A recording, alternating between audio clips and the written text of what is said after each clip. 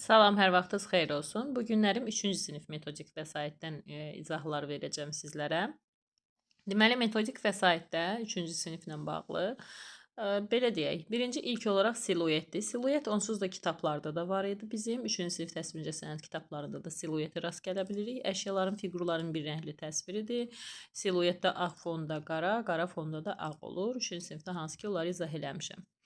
Və ümumiyyətcə siluetdə yadda saxlayırıq qara kağız üzərində ağ boya ilə çəkilməsini və ümumiyyətcə onlarda da rəhli kağız və parçadan da kəsmək olur. Burada əlavə material kimi siluet barədə rəhli kağız və parçadan kəsmək olmasından bağlı bir məlumat var siluetdə.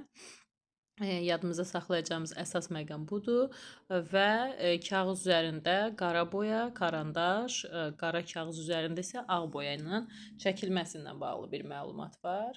Sonra kontrast rənglərlə bağlı belə bir məlumat var, hansı ki, burada kontrastlığı daha yaxşı şagird başa düşsün deyə bir məlumatdır ki, bir-birinə kəskin fərqlənən rənglərə kontrast rənglər deyilir.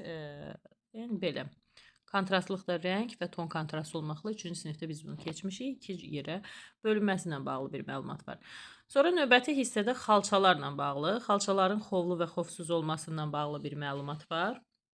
Bunu onsuz da 5-ci sinif kitablarında biz keçmişdik xalça dərsində. Xovlu və xovsuz olmasına bağlı məlumatı.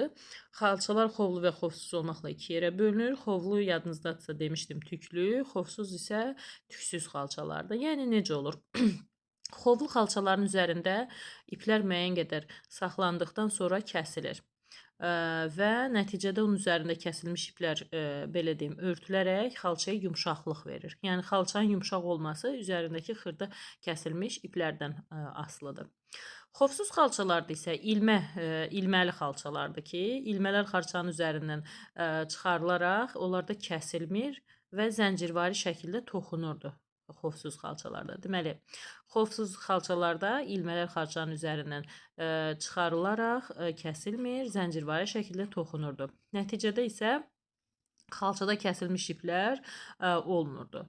Xovlu və xovsuz xalçaları onsuz da 5-ci sinifdə geniş məlumatlar sizlərə vermişəm. YouTube-da digər dərsləri də istəsəz açıb baxa bilərsiniz xalça dərslərindən bağlı. Bizim növbəti hissələrimizdə burada müxtəlif bu şəkli bura qoymaqda məqsədim. Bu ortadakıları onsuz da tapmaq olur ki, biri fincan, biri güldandır, o rahatdır. Əsas yadda saxlayacağımız bu hissədir ki, bunun cam olmasından bağlı bir məlumat var. Cam adlanır. Bu isə küyüzə. Bu küyüzənin təsviridir. Və küyüzənin növbəti hissələrdə burada küyüzə haqqında məlumatlar var. Bu hissələrə mütləq baxarsınız. Bu hissədə bu belə bir küyüzə və yaxud da ki, yuxarıda göstərilən kimi göstərim. Belə bir küyüzə. Bu küyüzəni də ümumiyyətcə niyə görə bunu bura qoymuşam, küyüzə təsvirini? Dairə formada olmasının və 2 hissədən ibarət olmasını yadda saxlayırıq. Hissələri, deməli, ikincisi daha böyükdür. Yaşıl rəngə çalır təsvirlər və həndəsi naxışlar var üzərində. Mütləq şəkildə bunu bilməyiniz lazım idi. Birinci hissənin üçbucağı, ikinci hissənin dairəyə oxşaması, yəni alt hissəsi biraz dairədir, yuxarı hissəsi üçbucaq şəklində gəldiyi üçün deyilir ki, üçbucağa oxşuyur. Yəni formasının ümumi silueti bu şəkildədir. Və üzərində müxtəlif naxışlar var. Bir də metaldan düzəldilməsini yadda saxlayırsınız küyüzənin. Və metaldan düzəldilməklə üzərində döymə vasitəsindən naxış həkk olunur. Üzərinə naxışları döymə üsulu ilə həkk olunmasını yadda saxlayırsınız və su tökmək üçün və yaxud da su saxlamaq üçün bir qab olmasına bağlı bir məlumat var ki, onu yadda saxlayacaqsınız. Növbəti hissədə bizə 2 dənə şəkil nümunəsi var ki, bu zaten aşağı siniflərdə biz bunu keçmişik. Vəcihə Səmədovanın Leyla Bədərbəylinin portreti zaten 6-cı sinif kitablarında var və Kamil Xanlarovun Sahidə əsəri isə 3-cü sinif kitablarında. Orada da hətta məlumat var ki, yaxın və uzaq məsafələr qeyd olunub. Bizə yaxın olanlar böyük, uzaqda olanlar isə nisbətən kiçik olur ki, burada zaten yuxarıda olan qızı və yaxud da lap ağacların, qızdan sonraki xırda yaşıl ağacların biraz qıza yaxın olanlar böyük, getdikcə balacalaşmasına bağlı. Yəni perspektiv qaydasının burada izahı ilə bağlı bir məlumatdır. Növbəti hissədə heykəltaraşlıq dərsi gəlir, hansı ki Heykəltaraşlığı bu hissəni niyə qoymuşam? Çünki heykəltaraşlıqda bilirik ki, ağacdan yonulmasına bağlı bir məlumat var və yaxud da daşdan çapılmasına bağlı bir heykəltaraşlıqda məlumat var. Metaldır, gildir və daşdır. Bu kimi materiallardan istifadə olunur. Gildə bilirik ki, zaten yapılma üsulundan istifadə olunur və cansızdır. Hansısa bir xatirədir mənasında isə, yəni xatirə memorial ansambllar var ki, kimisə xatirəsinə həsr olunmuş heykəl nümunələri ola bilər. Bizim növbəti hissələrdə əsas deməli miniatür dərsi gəlir. Burada miniatür çox uzun-uzadı metodikdə məlumatlar olsa da, indi çalışacağım sizə ən əsası rahat versiyada miniatürü izah eləyəm ki, sizlər buna oxuyarkən biləsiniz ki, əsas hissələr hansıdır və o hissələrdən oxuyasınız. Məlumat düzdür, çoxdur və yorucu ola bilər. Amma qısa şəkildə deyəcəm, istəyirsiniz bir dəftər, bir vərəq götürün, bir tərəfə qeyd edin ki, sizlərə rahat olsun. Miniatür ümumiyyətcə 6-cı sinif kitablarında da biz bilirik ki, şərqin təsiri altında yaranmış bir incəsənət sahəsidir. Yəni şərqdə yaranmış bir incəsənət sahəsidir. Şərqdə də şəhərlər yadda saxlayacaqsınız ki, məsəl üçün orada bir neçə şəhərlər var ki, bu biri Azərbaycandır, biri İrandır, Orta Asiyadır, Moğoldur, Moğol Hindistanındadır, Ərəb şərqindədir və yaxud da ki, Türkiyədədir ki, miniatür daha çox bu sahələrdə. Ona görə şərq deyirlər ki, çünki bunlar hamısı şərq yönümlü olduğuna görə miniatür daha çox şərqdə idi və Ərəb şərqində idi deməli. Türkiyədə, İran, Azərbaycan, Orta Asiya və Moğolda, Hindistanda daha çox inkişaf etmiş bir sənət sahəsi idi. Miniatür sahəsində biz miniatür deyən kimi zaten biz aşağı siniflərdə də 5-də, 6-da, 7-də biz daha çox Firdovsinin Şahnaməsinin çox rastımıza çıxır. Nizaminin Xəmsəsi ilə bağlı məlumatlar yadımızda salaq. Hətta yadınızdadsa 5-ci sinifdə Sultan Məhəmməd dərsində Məhəmməd Peyğəmbərin miracı var. Nizaminin əsərindən bağlı və yaxud da Firdovsinin Şahnaməsi ilə bağlı bir neçə nümunələrə biz rastımıza çıxa bilər. Yəni bunu onsuz da, yəni bu nümunələri biz 5-ci, 6-cı sinifdə, yəni bu məlumatları əldə edə bilərik ki, hansı ki Nizaminin Xəmsəsi və Firdovsinin Şahnaməsində geniş yer verilibdir bunlara. Və Nizami Gəncəvidə yadda saxlayacaqsınız hansı xüsusiyyətlər? Fəlsəfi didaktik, romantik məhəbbət, tarixi qəhrəmanlıq kimi mövzulara toxunulmuşdur burada. Sonra eyni zamanda bizim yadımızda saxlayacağımız növbəti hissə Sultan Məhəmmədlə bağlıdır. Sultan Məhəmmədin yaradıcılığında yazırsınız ki, ümumiyyətcə Sultan Məhəmmədin yaradıcılığını bir neçə insanlar, bir neçə şəxslər var ki, tədqiqatlar aparıb, araşdırıblar Sultan Məhəmmədin yaradıcılığı ilə bağlı. Bu Sultan Məhəmmədin yaradıcılığını araşdıran şəxslərin adlarını qeyd edirsiniz. Maridir, Şulsdur, Bloşedir və yaxud da ki, Denikedir, Arnolddur və yaxud da ki 50-80-ci illərdə Şuxindir, Greydir, Robinsondur. Bu kimi şəxslər tədqiqatlar aparıb ki, bunu qeyd edirsiniz öz dəftərinizə. Yəni yazırsa Sultan Məhəmmədin əsərini tədqiqat aparan, Sultan Məhəmmədin əsərləri ilə bağlı tədqiqat aparan tədqiqatçıların adlarıdır bunlar.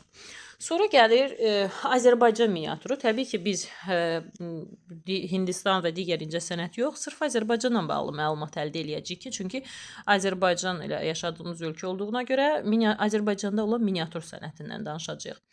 Ümumiyyətcə, Azərbaycanda olan miniatür sənətinin ən zirvə dövrü 16-cı əsrin 30-40-cı illəri yazım. Azərbaycanda miniatür sənəti 16-cı əsrin 30-40-cı illərində ən yüksək, ən zirvə dövrünə gəlib çatmışdı. Bunu qeyd edirsiniz. Ümumiyyətcə, Azərbaycanda ilk illüstrasiyanın yaranması bizə məlum deyil ki, nə vaxt yaranıb, nə zaman yaranıb. Yəni, bununla bağlı hər hansı bir konkret bir araşdırma yoxdur. Amma Nizami Gəncəvinin, Xaqani Şirvaninin, Əcəmi Naxçıvaninin dövründə olmayıbdır, deyir. Məlumatda da orada yazılır deməli, bu məlumatların birində tapsam burada tapacağım. Nəzəriyyələrin içərisində çoxdur. Burada orada tapa bilərsiniz. Yəni nəzəriyyələrin içərisində indi özünüz də istəsəz skrend eləyib götürə bilərsiniz YouTube-dan, fərqi yoxdur. İstəsəz metodiklərdə də özünüz tapa bilərsiniz. Yəni deyir ki, ilk illüstrasiya hələ ki məlum deyil. Azərbaycanda olan ilk illüstrasiya nə vaxt yaranıb, amma Nizaminin, Xaqaninin dövrünə, yəni Əcəmi Naxçıvanidən, Nizami Gəncəvidən, nə bilim Xaqani Şirvanidən qabaq, bəlkə də daha əvvəl sonralara gedib çıxır. Yəni ki, onların dövründə olmayıbdı deyir. Azərbaycanda təbii ki, miniatür sənətindən danışanda bu birincisi Marağanı yadımıza salmalıyıq, ikincisi Təbriz şəhərini. Çünki o dövrdə ən önəmli şəhərlər bunlar idi ki, Marağadır, Təbrizdir, paytaxt rolunu oynadığına görə Azərbaycanda iki şəhərdə daha çox geniş yayılıb. Marağa və Təbriz şəhərlərində. Ümumiyyətcə 13-14-cü əsrdə İlxanilərin dövrünə təsadüf eləyir bu. Çünki o dövrdə İlxanilərdə Təbriz idi paytaxt və s. Yəni bu iki şəhərlər çox rol oynadığına görə 13-14-cü əsrdə İlxanilərin dövründə Marağa və Təbrizdə geniş yayılıbdı miniatür Azərbaycanda. Və 14-cü əsrdən başlayaraq artıq o dövrdə kitabxanalar da var idi ki, müxtəlif kitabxanalar fəaliyyət göstərib 14-cü əsrdən deməli kitabxana fəaliyyət göstəribdi.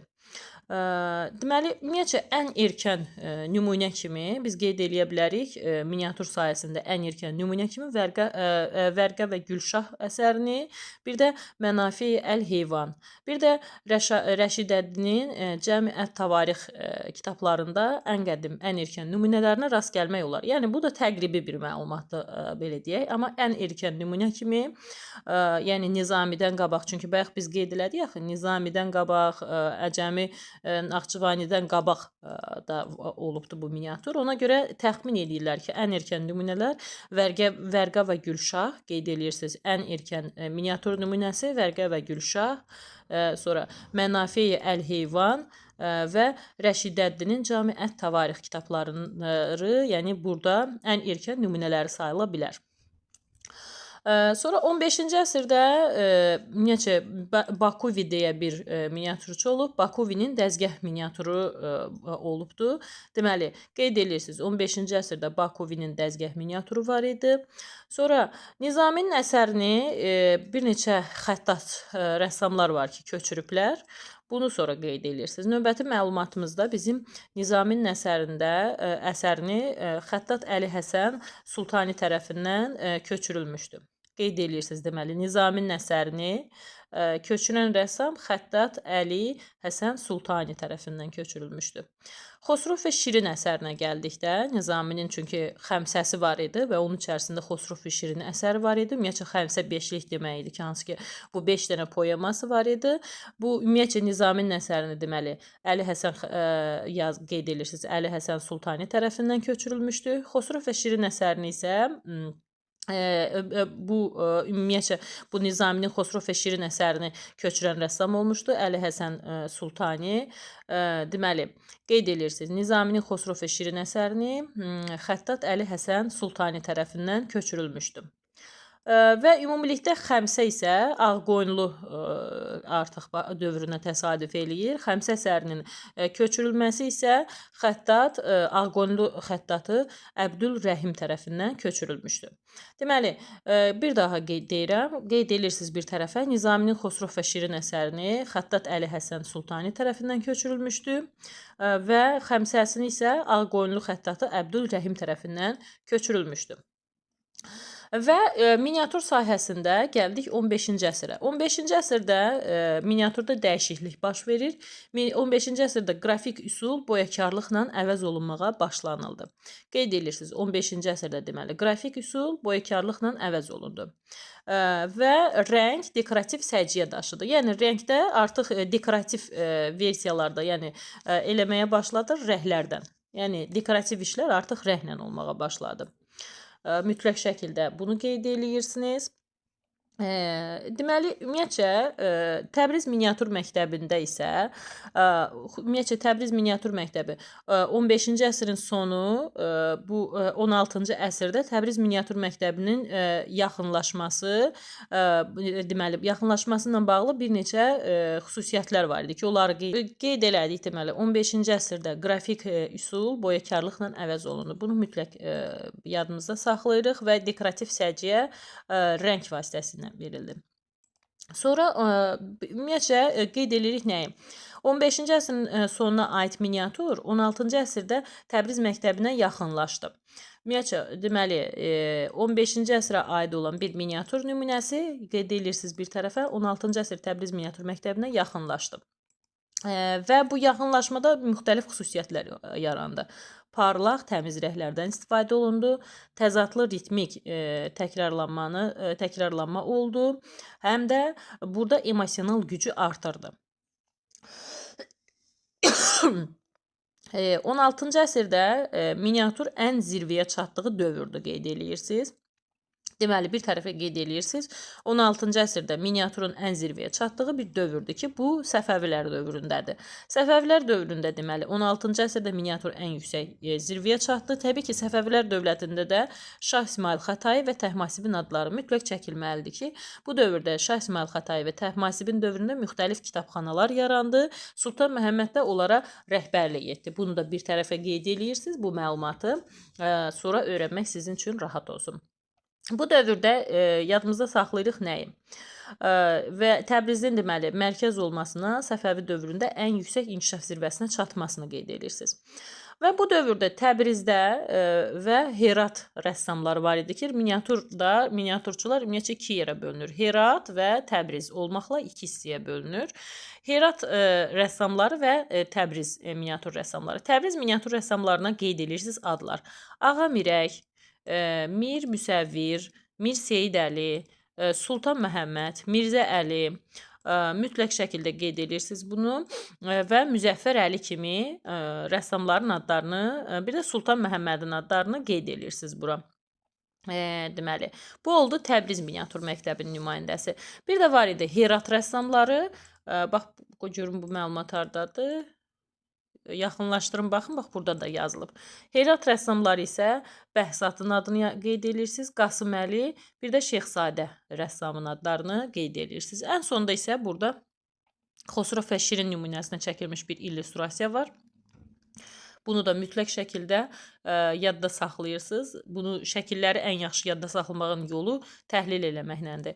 Bir qara, bir ağ atın yadda saxlaya bilərsiniz. Ağ atın üzərində insanın olmasını, bir dənə də yerdə oturacaqlı bir vəziyyətdə bir insan olmasını ki, Xosrov Şirin nümunəsini yadda saxlayırsınız. Növbəti hissədə mən vaxt çox uzun getdiyinə görə növbəti hissəmizi mən digər videolarda qeyd edəcəm. Şirvanşahlar Sarayı barədədir bu və Qız Qalası haqqında məlumat var.